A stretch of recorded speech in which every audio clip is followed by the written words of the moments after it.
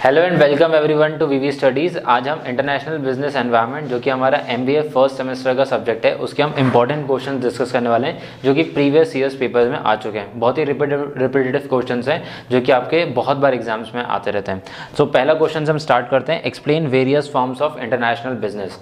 अब various forms of international business क्या है? बेसिकली इंटरनेशनल बिजनेस हम उसे बोलते हैं जो कि हम अपनी कंट्री के जोग्राफिकल लोकेशन से बाहर जब किसी के साथ में ट्रेड करते हैं तो उसको इंटरनेशनल बिजनेस बोलते हैं। अब इंटरनेशनल बिजनेस बहुत सारे तरीकों से हो सकता है, जिसमें सबसे कॉमन आता है इंपोर्ट एंड एक्सपोर्ट, जो कि पिछले काफ़ी सेंचुरीज से होते हुए आ रहा है। जैसे इंडिया, अगर हम 100-200 साल पहले जाएं तो इंडिया पहले बहुत ज़्यादा एक्सपोर्ट किया करता था, बिकॉज इंडिया को जैसे फार्म लैंड बोला जाता था। इनफैक्ट आज भी हम बहुत ज़्यादा फार्मिंग करते हैं, एग्रीकल्चर करते हैं, उसमें हम पहले बहुत ज़्यादा आगे थे।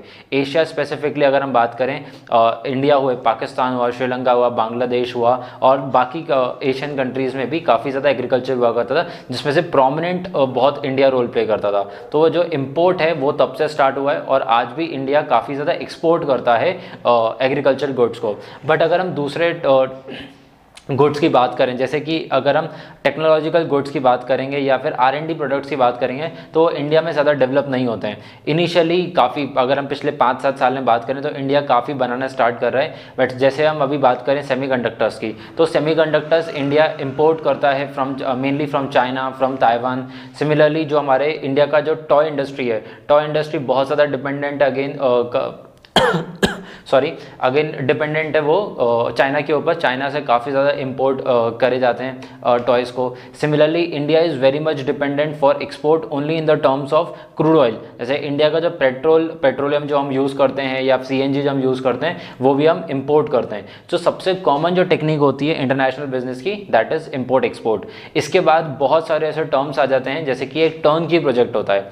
टर्न की प्रोजेक्ट क्या होता है? जैसे इंडिया में मुझे कोई ब्रिज बनाना है, या फिर इंडिया में मुझे कोई रोड डेवलप करना है, या फिर कोई रियल एस्टेट बिजनेस है। जैसे कि हम अगर मुंबई के सी लिंक की बात करें तो मुंबई का जो सी लिंक प्रोजेक्ट है या फिर इंडिया का जो मेट्रो रेल प्रोजेक्ट है, वो सब इंडिया बनाने वाली है। लेकिन वो टर्न की क्यों है? बिकॉज जो उसका जो पूरा स्पेसिफिकेशंस आने वाले हैं वो जापान से हम टेक्नोलॉजी लेकर आएंगे। सो जब आप किसी और की टेक्नोलॉजी यूज़ करते हो, किसी और का आप अगर ब्रेन यूज़ करते हो for developing your country, for your developing infrastructure, तो उसको हम टर्न की प्रोजेक्ट्स में ले सकते हैं। और उसके बाद अब जो रिसेंटली बहुत जब कॉमन टर्म्स यूज़ होने लगे हैं उसमें आने लगा है, जैसे कि फॉर एग्जांपल हम जॉइंट वेंचर्स करते हैं। जॉइंट वेंचर्स जैसे कि इंडिया में अगर हम स्टारबक्स की बात करेंगे तो स्टारबक्स का जॉइंट वेंचर है इंडिया में, बिकॉज जो इंडिया में जब स्टारबक्स आता है तो वो टाटा के नाम से आता है, टाटा स्टारबक्स, क्योंकि इंडिया में उन्होंने टाई अप किया हुआ है टाटा के साथ में, और इंडिया में उसकी जितनी भी सर्विस प्रोवाइडिंग है या जितना भी ऑपरेशंस वर्क है वो सब टाटा देखता है, लेकिन उनका जॉइंट वेंचर है स्टारबक्स के साथ में। सिमिलरली KTM ने इंडिया में वेंचर अपना स्टार्ट किया है बजाज के साथ में। ऐसी बहुत सारी कंपनीज हैं जो कि नई कंट्री में जाके अपना मार्केट इस्टेब्लिश करने के लिए दूसरी कंपनी के साथ में जॉइंट वेंचर कर लेती हैं। सिमिलरली इससे रिलेटेड टर्म आते हैं merger and acquisition. Merger and acquisition का नाम से सबसे पहले जो कॉमन एग्जांपल आता है वो आता है वोडा और आइडिया का। उसमें क्या होता है, दोनों कंपनीज मिलके अपने सारे ही एसेट्स और लायबिलिटीज़ को कंबाइन कर लेते हैं। जैसे कि वोडा के पास मान लीजिए 10 करोड़ का मार्केट शेयर था या मार्केट बेस था। सिमिलरली वोडा के पास था 8 करोड़ 9 करोड़ का मार्केट बेस, या इतने कस्टमर्स हैं उन्होंने पास, तो उन दोनों ने अपनी कंपनीज को मर्ज कर लिया। तो उनका कस्टमर बेस उनका सबसे बड़ा एसेट था, तो ये उन्होंने मर्ज कर लिया। अब दोनों का मिलके, मतलब इंडिया में जितने भी लोग आइडिया यूज़ करते थे अब वो बोल सकते हैं कि मैं आइडिया और वोडा दोनों के नेटवर्क को यूज़ कर रहा हूँ। सिमिलरली वोडा वाले ही बोल सकते हैं कि मैं आइडिया और वोडा दोनों की टेक्नोलॉजी को यूज़ कर रहा हूँ। अब इससे उनको क्या हुआ, उनको पूरे इंडिया में उनका नेटवर्क फैलाने की ज़रूरत नहीं थी। जैसे मान लीजिए जैसे मध्य प्रदेश में आइडिया के बहुत सारे टावर्स थे तो वो वोडा यूज़ कर सकता है। वोडा के हम बोलेंगे तमिलनाडु में अच्छे नेटवर्किंग थे तो वहाँ पे आइडिया यूज़ कर सकता है। सो इस तरीके से आपको बहुत ज़्यादा कैपिटल इंटेंसिव बिजनेस में अगर आप जा रहे हो, जैसे कि telecommunication is a very much capital intensive business, तो उसमें आपका थोड़ा सा लिमिट हो जाता है। जैसे कि आइडिया वोडा को फाइट करनी है एयरटेल के साथ में, जियो के साथ में, तो वो अभी तक इसलिए सस्टेन कर पा रहे मार्केट में because they are together, because of the merger and acquisition they are continuing the market. But अगर वो लोग फाइट इंडिविजुअली फाइट करते जियो के साथ या फिर एयरटेल के साथ, तो शायद अभी तक उनकी कंपनीज बंद हो जाती हैं। सिमिलरली हम यहाँ पे फ्रेंचाइजी मॉडल भी कर सकते हैं। फ्रेंचाइजी मॉडल में क्या होता है, जैसे मैकडी इंडिया में है, डोमिनोज इंडिया में है, तो ये फ्रेंचाइजी मॉडल्स पे होते हैं। अब कोई उनका एक बिजनेस ओनर होगा जिसने इंडिया में उनको अप्रूव किया है कि आप हमारा प्रोप्राइटर यूज़ कर सकते हो, आप हमारी जैसे मैकडी का एक स्पेसिफिक बर्गर जैसे हम खाते हैं, तो उस बर्गर को बनाने का एक तरीका होता है, उसमें क्या इंग्रेडिएंट यूज़ कर रहे हैं या फिर उसको किस टेम्परेचर पे ग्रिल कर रहे हैं, या जो भी बनाने का तरीका होता है वो उनका एक SOP फॉलो करते हैं। और उनकी कंट्री में या फिर पूरे वर्ल्ड में जितने भी फ्रेंचाइजीज होंगी सब सेम SOPs फॉलो करेंगे। आप किसी भी दुनिया के किसी भी मैकडी में जाओगे तो आपको एक सेम तरीके का इंटीरियर मिलेगा, आपको एक ऑलमोस्ट सेम मेन्यू मिलता है। किसी किसी कंट्री से, इंडिया में हम बीफ सर्व नहीं करते तो मैकडी का बीफ वाले प्रोडक्ट इंडिया में आपको नहीं दिखेंगे, बट कुछ दूसरे आपको प्रोडक्ट्स मिल सकते हैं। So this was about various forms of international business. Next is explain briefly various external environment. जो बिजनेस है वो इंटरनल और एक्सटर्नल दोनों एनवायरनमेंट से इम्पैक्ट होता है। इंटरनल एनवायरनमेंट में उसके कंपनी के फैक्टर्स आते हैं और एक्सटर्नल एनवायरनमेंट में उसके जो ऐसे फैक्टर्स होते हैं जिसको वो ज़्यादा कंट्रोल नहीं कर सकता है, बट आपको प्रेडिक्ट ज़रूर करने होते हैं। जैसे मान लीजिए आज मैं कोई कंपनी स्टार्ट कर रहा हूँ, मुझे कंपनी स्टार्ट करनी है EV की, तो मैं एक एक्सटर्नल एनवायरनमेंट देखूँगा कि हाँ भैया इंडिया में आज मेरे को जैसे अभी रिसेंटली लिथियम आयन मिला है, तो लिथियम आयन मिलने की वजह से और ज़्यादा इंडिया का जो लिथियम आयन प्रोडक्शन है या फिर जो EV प्रोडक्शन है वो और ज़्यादा बूस्ट होगा, या फिर जो मार्केट है वो किस तरीके से डेवलप कर रहा है, ये सब मुझे उसमें ध्यान देना पड़ेगा। तो इसमें जो कॉमन फैक्टर्स आते हैं एक्सटर्नल एनवायरनमेंट में, वो सबसे पहला आता है डेमोग्राफी। डेमोग्राफी में हम क्या देखते हैं, जैसे इंडिया मेरे लिए कोई नया मार्केट है, ऑब्वियसली मेरे लिए, मेरी कंपनी के लिए तो एक्सटर्नल एनवायरनमेंट ही रहेगा, बिकॉज मैं इंडिया की डेमोग्राफी को कंट्रोल नहीं कर सकता हूँ। डेमोग्राफी में जैसे कि जेंडर बेसिस आएगा, जैसे कि हमें पता है कि इंडिया में हर 1000 मेल्स पे 947 फीमेल्स हैं, तो obviously there is a ratio difference कि इंडिया में मेल ज़्यादा हैं फीमेल्स कम है। सो ये ऐसा एक्सटर्नल एनवायरनमेंट फैक्टर है जिसको आप कंट्रोल नहीं कर सकते हो। सिमिलरली एज जो होती है वो भी डेमोग्राफी में आती है। इंडिया में जो यूथ है, जो अर्निंग ग्रुप है वो इंडिया में मोर देन 60% है, और जो डिपेंडेंट जो है, जो 16 साल से कम है या फिर जो 60 ईयर से ज़्यादा है, उनके एज नंबर्स कम है। सो जो डिपेंडेंट एज ग्रुप है वो कम है, और जो यूथ है जो कि पैसा ज़्यादा स्पेंड करता है वो इंडिया में काफ़ी ज़्यादा है।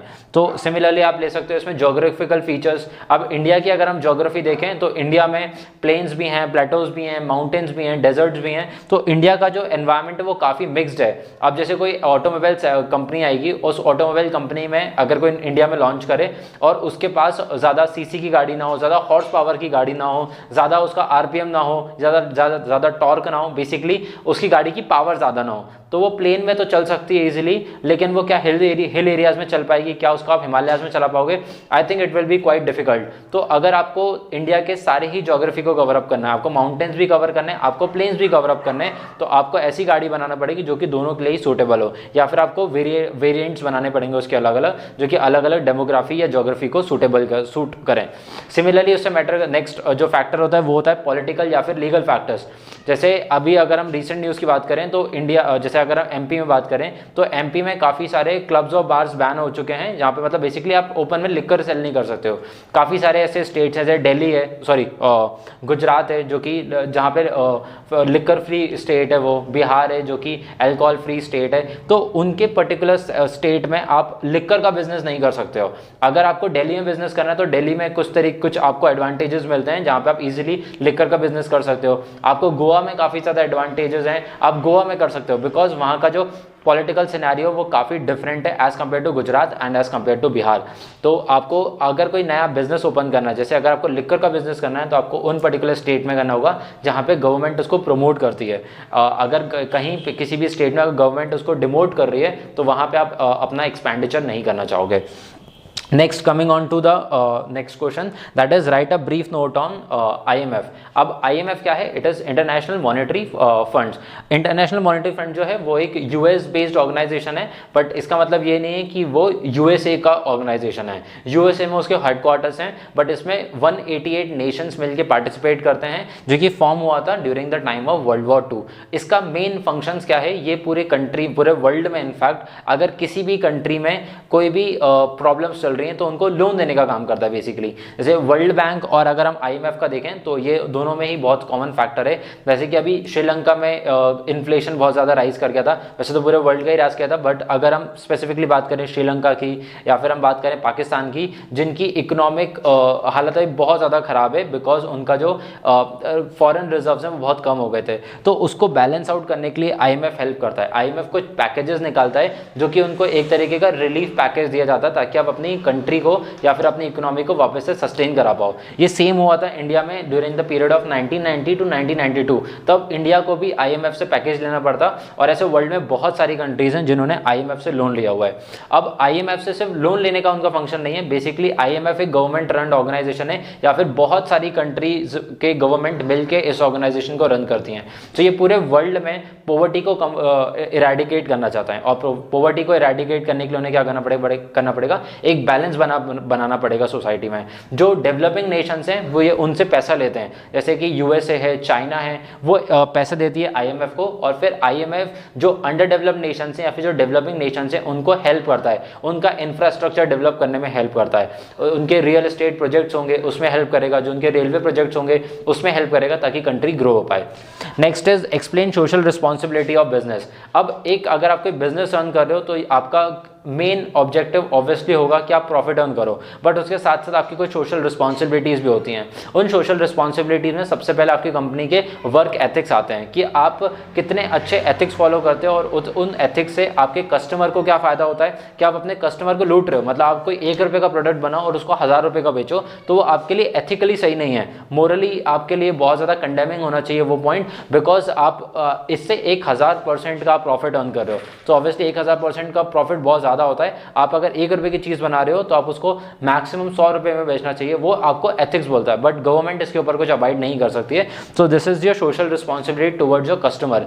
Similarly there are certain social responsibility toward your employees. आप अपने एम्प्लॉयज़ को कैसे ट्रीट करते हो, उनको क्या आप फेयर वेजेस देते हो, आप क्या उनको फॉर अ टाइम बिंग, जैसे कि हम 9 to 9 की जॉब की बात करते हैं कॉर्पोरेट्स में, बट जो गवर्नमेंट बोलती है वो गवर्नमेंट अलाउ करती है फॉर 8 आवर्स वर्क, मतलब आपको कॉर्पोरेट में 8 घंटे वर्क करना चाहिए, बट काफ़ी सारी ऐसी कॉर्पोरेट कंपनीज हैं जो कि आपको 10 से 12 घंटे काम कराती हैं। So again that is not a very good social responsibility toward your employees. अभी जैसे रिसेशन का टाइम चल रहा है पूरे वर्ल्ड में, तो हम देख रहे हैं कि काफ़ी ज़्यादा ले ऑफ्स हो रहे हैं, बट उसमें एक TCS एक ऐसी कंपनी है जिसमें रतन टाटा ने बोला है कि वो कोई भी ले ऑफ नहीं करेंगे। The reason behind because obviously उनको बहुत ज़्यादा लॉसेज होंगे, इससे पूरी कंपनी को ही लॉस होने वाला है, बट वो क्या चाह रहे हैं कि उनके सोशली ऑब्वियसली TCS का जब हम सोशल वेलफेयर में नाम देखते हैं तो टॉप पे आता है। इंडिया में जो फिलेंट्रॉफी का काम किया है जो सर रतन टाटा ने, वो कंडेमेबल है, जो बहुत ज़्यादा अच्छा काम करते हैं। द रीज़न बिहाइंड इस वजह से वो ले ऑफ्स नहीं करना चाह रहे हैं। तो ये आपका social responsibility towards your employees. Similarly, there are certain social responsibility towards the environment. आप अपने environment को किस तरीके से प्रोटेक्ट करते हो, आप अपने गवर्नमेंट को किस तरीके से प्रोटेक्ट करते हो, और आप अपने नेशन को किस तरीके से हेल्प करते हो। Next is what are the tariff barriers to trade. Tariff barriers मतलब होते हैं जब आप किसी कंट्री के साथ में इंटरनेशनली ट्रेड कर रहे हो तो उसमें आप कुछ बैरियर्स करते हो या नहीं। जैसे कि लास्ट ईयर अगर हम बात करें, लास्ट ईयर या last to last year India ने चाइना की काफ़ी सारे ऐप्स को बैन किया था, बट वो ऐसे ही बैन नहीं कर सकता। उन्होंने जो सैंक्शंस लगाए थे या जो बैन्स लगाए थे वो ऑन अ सर्टेन ग्राउंड लगाए थे, बिकॉज जो इंडिया के जो कस्टमर बेस था उसके डेटा को यूज़ कर रहे थे, वो उनको कस्टमर सर्विसेज प्रोवाइड कर रहे थे, but at the same time उनकी जो डेटा था वो उसको लीक कर रहे थे और चाइनीज गवर्नमेंट उसको यूटिलाइज कर रही थी। सो बेसिकली वो एज एन इंडिविजुअल वो हमारे प्रायोरिटीज या फिर हमारी पायरेसी कर रहे थे एक तरीके से। Next and the last question is what is the importance of HRM in IB। मतलब ह्यूमन रिसोर्स मैनेजमेंट का क्या इंपॉर्टेंस है इंटरनेशनल बिजनेस एनवायरनमेंट में। आज का अगर हम वर्ल्ड देखें, जैसे कि अगर हम स्पेसिफिकली इंडिया की बात करें, तो जब 1992 के बाद जब LPG आया था इंडिया में, तो उस टाइम पे प्राइवेटाइजेशन भी बहुत ज़्यादा हुआ था, लिबरलाइजेशन भी बहुत ज़्यादा था और ग्लोबलाइजेशन भी बहुत ज़्यादा हुआ था। सो जब अपनी कंपनी को ग्लोबल लेके जाते हो तो आपकी कंपनी सिर्फ एक मार्केट तक लिमिटेड नहीं रह जाती है, वो मल्टीपल मार्केट्स में वर्क कर सकती है। जैसे कि हम टाटा की बात करते हैं तो टाटा का JLR बिजनेस भी है, टाटा मोटर्स भी है और JLR बिजनेस भी है। जो JLR बिजनेस है वो ज़्यादा वर्क करता है towards the international market. India में JLR का बिजनेस ज़्यादा नहीं, बट इंटरनेशनल मार्केट में उसका बिजनेस ज़्यादा है। सो एक इंडियन ओन कंपनी ग्लोबल जा रही है और दूसरी कंपनीज में दूसरी कंट्रीज में जाके अपना बिजनेस कर रही है। सो उसके लिए आपको कुछ ह्यूमन रिसोर्स इंटेलेक्ट्स की जरूरत होगी जो कि आपके बिजनेस को रन करने में हेल्प करेंगे। So I hope this video is clear to you. इन सारे ही टॉपिक्स की एक मेन वीडियो बनी हुई है। This was just a brief introduction about these topics. So I would request you कि आप बुक में से भी इन टॉपिक्स को अच्छे से पढ़ें and all the best for your examination. Thank you for watching the video.